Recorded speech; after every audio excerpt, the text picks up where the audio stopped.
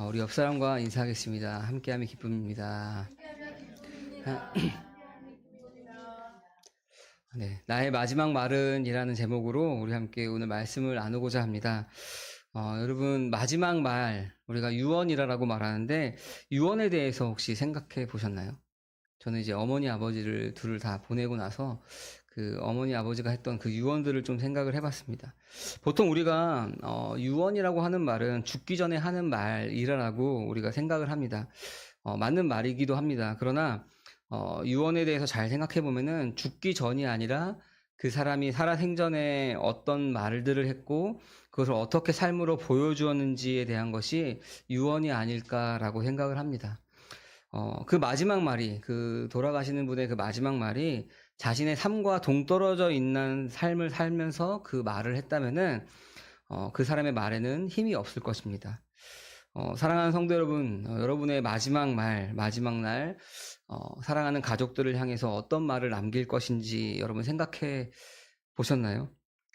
오늘 말씀을 통해서 우리의 마지막 말이 무엇인지를 고민해보고 그 마지막 말을 하기 위해서 지금 또 어떠한 모습으로 살아가고 있는지에 대해서 점검하고 우리가 생각해보는 시간이 되었으면 좋겠습니다.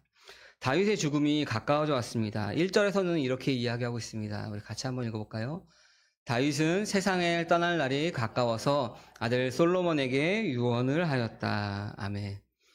위대한 왕 다윗이 죽을 날이 가까워져 왔습니다. 다윗의 나이가 70세입니다. 40년 동안 이스라엘을 통치하였던 다윗의 그 마지막 날이 이제 다가오고 있는 것입니다. 모든 사람이 가야 할 그 길로 다윗도 가는 것입니다. 이제 그 길 가운데 그 아들 솔로몬에게 유언을 합니다. 오늘의 말씀 우리가 함께 나눈 2장 1절부터 12절까지의 말씀은 그 다윗의 유언에 관한 내용입니다. 다윗은 이스라엘의 2대 왕이었습니다. 그러나 우리가 잘 생각해보면은 이스라엘의 왕은 원래 사람이 아니라 하나님이십니다. 그러나 사사의 마지막 사사인 우리 사무엘 시대가 끝나갈 무렵에 이스라엘 백성들이 자기들에게 왕을 세워달라고 사무엘에게 요구를 합니다. 그 이스라엘 백성들의 왕이신 하나님을 버리고 인간 왕을 어리석게 구하는 모습이 사무엘상 8장 6절부터 7절 가운데 나옵니다. 우리 같이 한번 읽어볼까요? 그러나 사무엘은 왕을 세워 다스리게 해달라는 장로들의 말에 마음이 상하여 주님께 기도를 드렸더니 주님께서 사무엘에게 말씀하셨다. 백성이 너에게 한 말을 다 들어주어라. 그들이 너를 버린 것이 아니라 나를 버려서 자기들의 왕이 되지 못하게 한 것이다. 아멘. 하나님께서 왕이셨는데 그들이 자기를 버려서 하나님이 왕이 되지 못하게 하였다라고 이야기하고 있습니다. 하나님께서는 그런 어리석은 이스라엘의 요구를 들어주셨습니다. 그러나 하나님께서 친히 왕을 세워주시고 그 왕을 하나님의 언약 아래 대신 두십니다. 그리고 이스라엘 사람들이 왕을 뽑을 때 어떻게 뽑아야 되는지 그 이스라엘 왕을 뽑는 왕의 법도에 대해서, 왕의 도에 대해서 말씀하십니다. 여러 가지가 있지만 우리가 그것을 잘 생각해 보면은 왕을 세우는데 가장 큰 기준이 되는 것이 있습니다. 왕을 세워달라고 말한, 요구한 것은 사람이었으나 왕을 세우는 기준은 바로 하나님께 달려있는 것입니다. 사람이 자기의 힘으로 왕을 세우는 것 같으나 그 기준은 하나님께 달려있다는 것입니다. 이 왕을 세우는 가장 중요한 기준 중에 하나는 바로 시내산 언약에 기초하고 있는 그러한 쉐마라고 하는 기준입니다. 이 시내산 언약이 여러분 무엇인지 우리가 한번 생각해 봐야 되는데 시내산 언약은 언제 맺냐면은 출애굽 이후에 이스라엘 백성들이 홍해 바다를 건넌 이후에 시내산에 도착을 합니다. 출애굽기 19장부터 나와 있는 내용인데 그곳에서 임재하시는 그들 가운데 이스라엘 백성들 가운데 말씀하시는 하나님을 만납니다. 그 시내산에서 하나님과 이스라엘 백성들이 언약을 맺게 됩니다.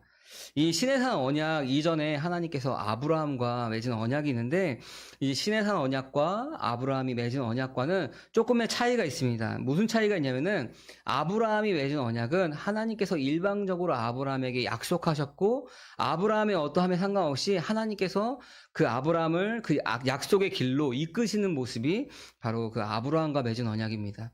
하지만 신해산 언약은 하나님과 이스라엘 백성 간의 쌍방 간의 계약으로 만든 언약입니다.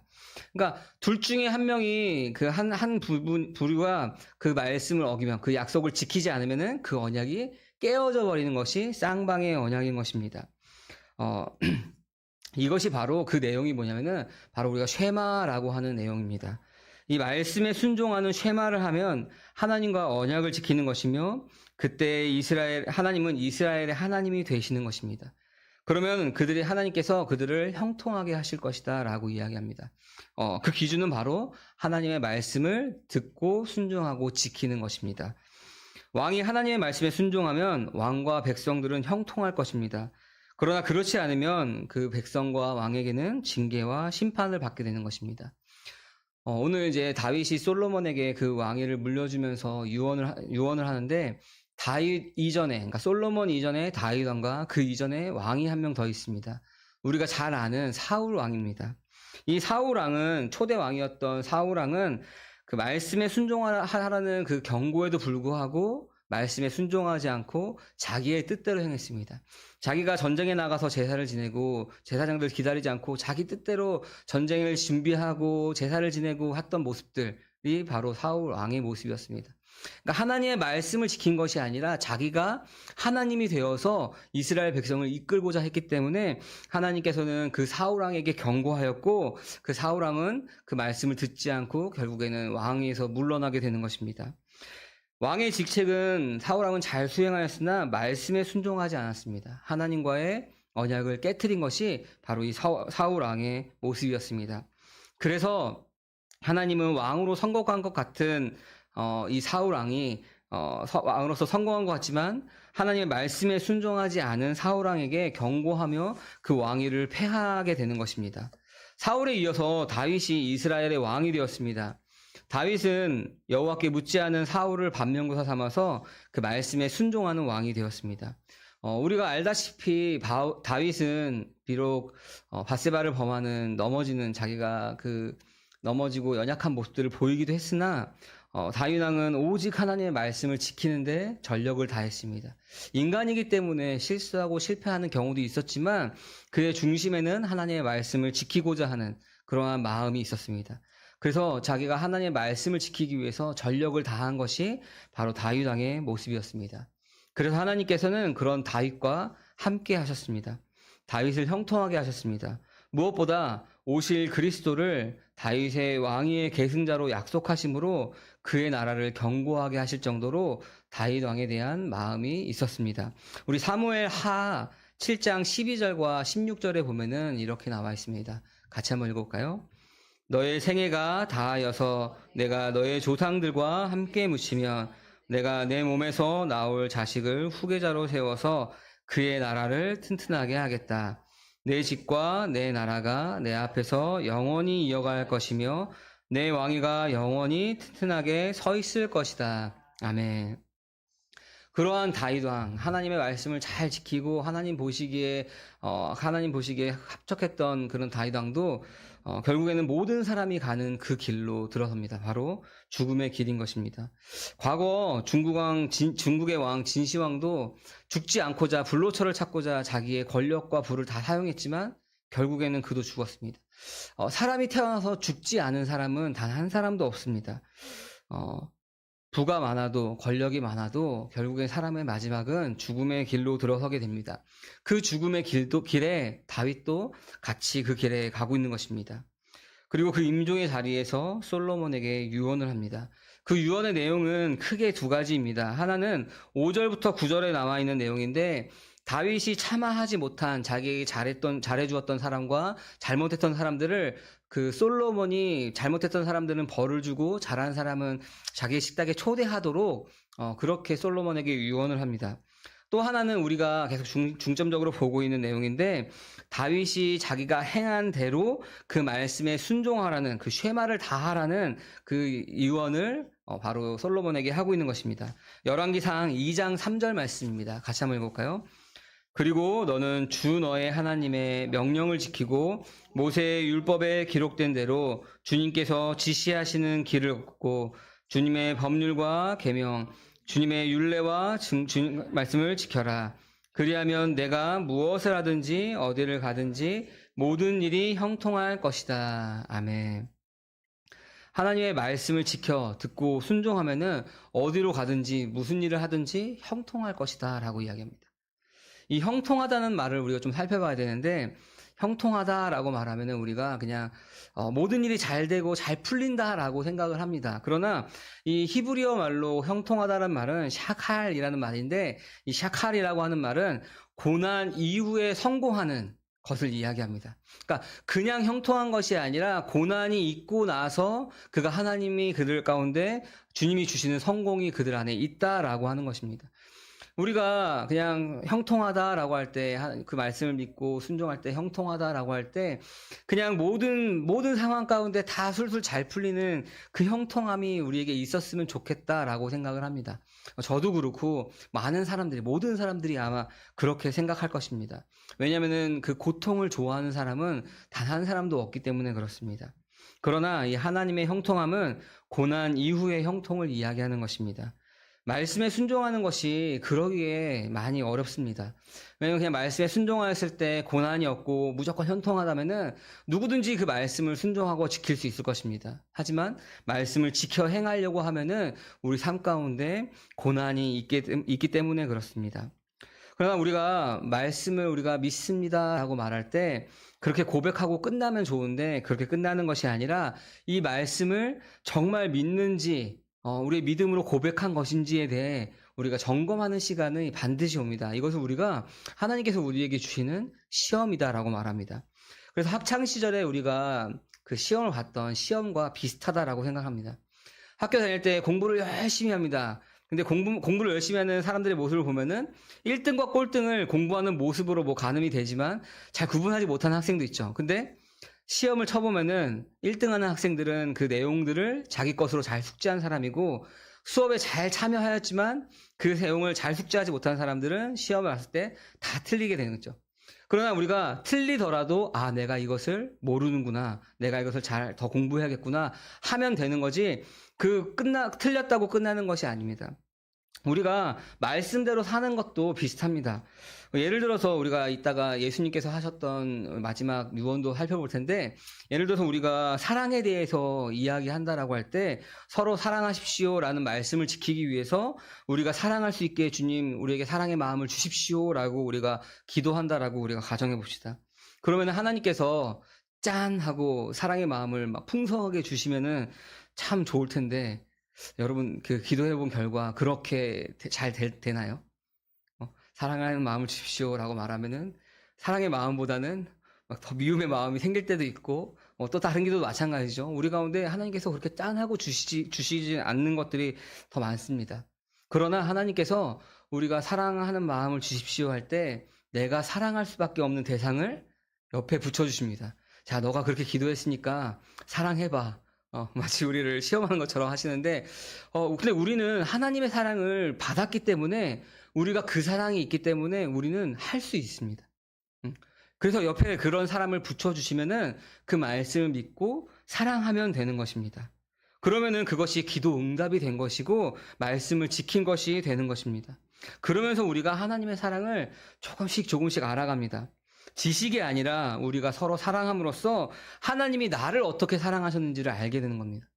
우리가 하나님의 말씀을 깊이 경험하면 경험할수록 우리가 죄인 되었던 나의 모습을 더 밝히 드러나기 때문에, 이런 나도 사랑했는데 내가 볼 때, 나의 기준으로 볼 때 옆에 있는 사람이 미운 것이지, 하나님이 보실 때는 나와 똑같이 사랑하시는데 내가 이 사람을 미워할 이유가 있을까? 라는 그런 사랑들을 깨닫는 것입니다.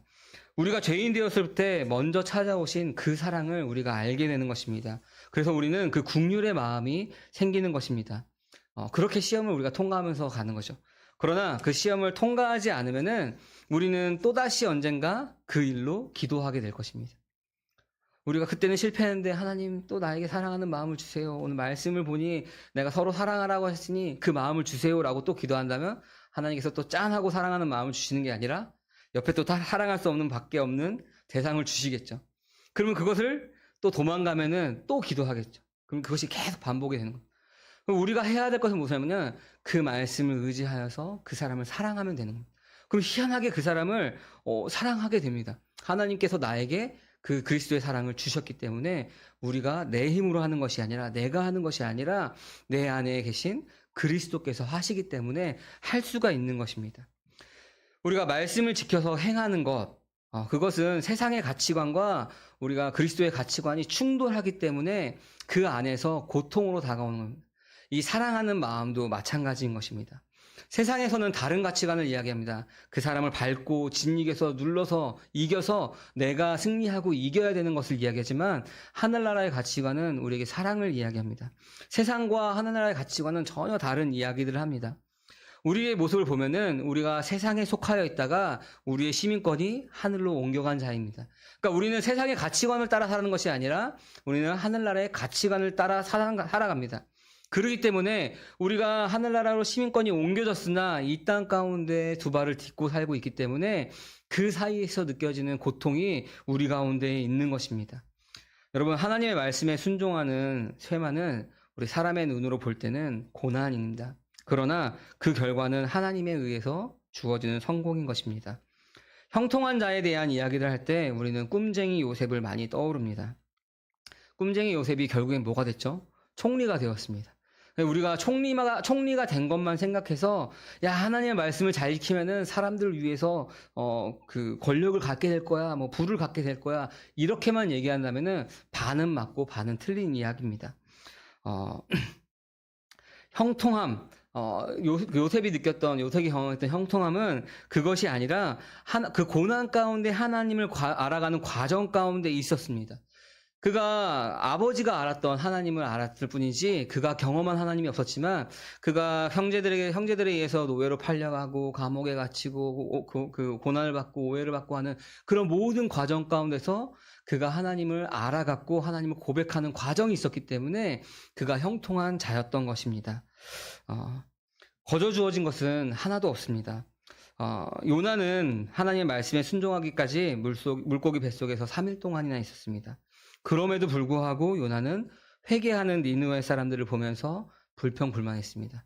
하나님께서 싹 쓸어버리시지 왜 저들을 용서할까라는 불평이 요나에게 있었습니다. 그때 하나님은 요나를 덮고 있던 그런 그늘망인 넝쿨을 가져가시면서 말씀하시기도 합니다. 그러니까 우리가 항상 말씀 앞에 내가 하나님 말씀에 순종하고 있는지 아닌지를 날마다 점검해야 하는 것입니다. 말씀이 우리 가운데 비춰질 때 우리의 반응은 두 가지로 요약할 수 있습니다. 하나는 그 빛이 너무 밝아서 죄인된 나의 모습을 비추니까 우리가 부끄러워서 도망가는 것입니다. 제가 그렇기 때문에 너무나 잘 알고 있습니다. 그 말씀이 우리 가운데 막 비춰올 때 그것이 너무나 괴롭습니다. 베드로가 얘기했던 주여 나를 떠나소서 나는 죄인으로소이다라고 하는 그 정도의 수준에서 끝나는 것이 아니라 그냥 그 말씀을 피해서 어디론가 도망가고 싶은 것이 바로 사람의 반응일 것입니다. 제가 그랬기 때문에 너무나 잘 알고 있었습니다. 너무 부끄러워서 도망갈 수밖에 없었습니다. 이 죄가 낱낱이 다 드러나니까 이것을 어떻게 감당할 수가 없기 때문에 말씀을 보는 것이 너무나 두려웠습니다. 그 빛이 너무 밝아서 발가벗겨진 저를 보는 것이 너무나 힘들었습니다. 아담과 하와가 하나님을 피해서 숨었던 그 모습, 그리고 곧 사라져버릴 나뭇잎으로 자기의 옷을 만들어 입었던 그 모습이 이해가 갔습니다. 제가 그런 심정이었기 때문에 하나님을 피해서 어디든지 도망가고 싶었던 것이 바로 저의 모습이었습니다. 또 다른 한 가지 반응은 뭐냐면은 그 말씀 앞에 항복하는 것입니다. 열심히 도망가지만 결국에 자기 한계를 깨닫고 하나님 말씀 앞에 항복하기도 합니다. 그러나 그것은 자포자기하는 것이 아니라 죄인된 나의 모습을 말씀 앞에 인정하고 나의 그 모습을 하나님께서 사랑하시는구나. 그래서 그 모습을 씻어주기 위해서 예수 그리스도를 보내주셨구나라고 인정하고 하나님께 나의 전부를 내어드리는 것입니다. 그때 하나님께서 우리 삶에 일을 하시기 시작하는 것입니다. 제가 무슨 얘기를 계속하는 거냐면은 우리가 이렇듯 말씀에 순종하는 것이 어렵다라는 것을 이야기합니다. 말씀에 순종하는 것이 어렵기 때문에, 말씀을 읽고 그 말씀대로 살아가는 것이 참 어렵기 때문에 우리에겐 공동체가 있는 것입니다. 함께 기도하고 지치고 쓰러진 사람들이 있으면 같이 손잡아주고 하는 그런 함께하는 공동체가 그래서 필요한 것입니다. 그렇게 우리가 하나님의 말씀을 지키며 순종하며 살아가는 것입니다. 오늘 말씀에 다윗은 솔로몬에게 뭐라고 유언하고 있다 그랬죠? 말씀에 순종할 것을 유언하고 있습니다. 그 후에 우리가 아는 것처럼 솔로몬은 듣는 마음인 쉐마를 하나님께 구하게 됩니다. 그리고 다윗은 죽어서 그의 조상들과 함께 다윗성에 안장되었습니다. 오늘 말씀처럼 솔로몬은 다윗의 자리에 앉아서 예루살렘을 든든하게 세워갑니다. 열왕기상 2장 12절에 이렇게 나왔습니다. 제가 읽겠습니다. 솔로몬은 그의 아버지 다윗이 앉았던 자리에 앉아서 그 왕국을 아주 튼튼하게 세웠다. 아멘. 다윗은 하나님의 말씀에 순종하여 하나님 언약 안에 거했던 우리가 그렇게 잘 알고 있는 왕이 바로 다윗 왕입니다. 그래서 사도행전 13장 22절에서는 이렇게 기록하고 있습니다. 같이 한번 읽어볼까요? 그 다음에 하나님께서는 사울을 물리치시고서 다윗을 그들의 왕으로 세우시고 증언하여 말씀하시기를 내가 이새 찾아냈으니 그는 내 마음에 드는 사람이다. 그가 내 뜻을 다 행할 것이다 하셨습니다. 아멘. 다윗이 어떠한 삶을 살았는지 이 사도행전 13장 22절 말씀으로 우리는 요약할 수 있습니다. 그는 내 마음에 드는 사람이다. 하나님의 마음에 드는 사람이었습니다. 그리고 하나님의 뜻을 다 행하는 사람이 바로 다윗의 모습이었습니다. 만약 다윗이 사울과 같은 삶을 살았다면 하나님의 말씀에 순종하라라는 유언을 남기지 못했을 것입니다. 그렇게 유언하였더라도 그 말에는 힘이 없었을 것입니다. 그러나 다윗은 말씀에 순종하는 삶을 살았기에 그의 아들에게 그렇게 유언할 수 있었던 것입니다. 그리고 우리가 하나님의 마음에 드는 사람, 그리고 그의 뜻을 다 할 것이다 라고 하는 이 다윗 말고 또 한 사람이 있습니다. 바로 다윗 왕권이 구속사적으로 보면은 예수님의 왕권을 예표하는 것처럼 우리가 예수님의 모습을 그 안에서 또 찾아볼 수가 있습니다. 하나님의 아들 예수 그리스도는 창세전부터 아버지께 순종하여 그 언약 안에 거하셨습니다. 하나님께서는 예수님을 통하여서 창세전에 우리에게 주시기로 약속하신 그 아들의 생명을 주시는 뜻을 바로 그 아들 예수 그리스도를 통하여서 이루어 내셨습니다. 다윗은 솔로몬에게 말씀을 지킴으로 언약 안에 거할 것을 유언하는 것처럼 예수님도 그의 제자들과 믿는 자들인 우리들에게 유언하십니다. 우리가 그 유언의 말씀이 마태복음에 이제 승천하시기 전 내용도 있지만 우리가 십자가에 달리시기 전에 요한복음 14장부터 17장까지 14, 15, 16, 17 4장 가운데 예수님께서는 제자들에게 이렇게 살아라, 이렇게 하여라, 서로 사랑하라 하면서 포도나무 비유도 하시면서 그렇게 유언하셨던 말씀이 바로 요한복음 14장부터 17장까지 말씀입니다. 이걸 다 읽고 싶지만 우리가 15장 10절 말씀만 한번 읽어보겠습니다. 너희가 내 계명을 지키면 내 사랑 안에 머물러 있을 것이다. 그것은 마치 내가 내 아버지의 계명을 지켜서 그 사랑 안에 머물러 있는 것과 같다. 아멘. 예수님은 우리로 하여금 그 계명에 순종하여 그의 사랑 안에 거해야 할 것을 말씀하십니다. 그렇게 우리 가운데 유언하십니다. 그 순종의 내용은 아까 앞에서 봤던 것처럼 서로 사랑하라라는 내용입니다. 이 사랑은 아버지와 아들의 사랑에 근거하는 사랑입니다. 구약에 보면은 신의 산 언약을 듣고 순종해야 하는 내용이 총 몇 가지일까요? 613가지가 구약에서의 지켜야 할 내용의 내용입니다. 계명의 내용입니다. 그러나 예레미야서 31장에 보면은 새 언약을 주실 것을 약속하십니다. 포로로 잡혀간 그들을 회복하실 것을 말씀하십니다. 새 언약에서의 순종은 큰 자나 작은 자나 모두가 다 하나님을 아는 것입니다. 그래서 예수님께서는 이 계명을 2가지로 요약하셨는데 뭐라고 요약하셨죠?